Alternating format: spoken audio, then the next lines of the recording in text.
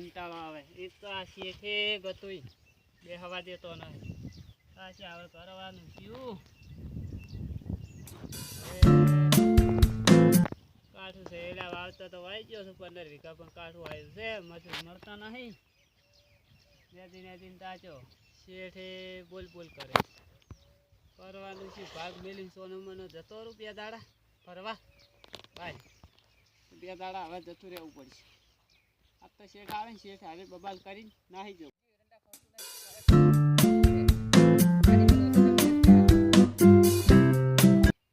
શું કરસ તું?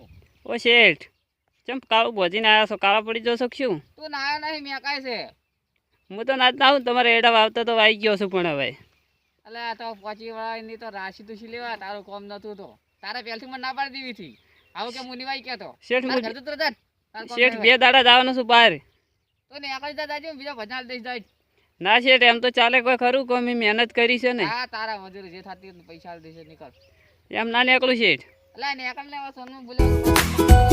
હવે મને રાખે કોણ શેઠ?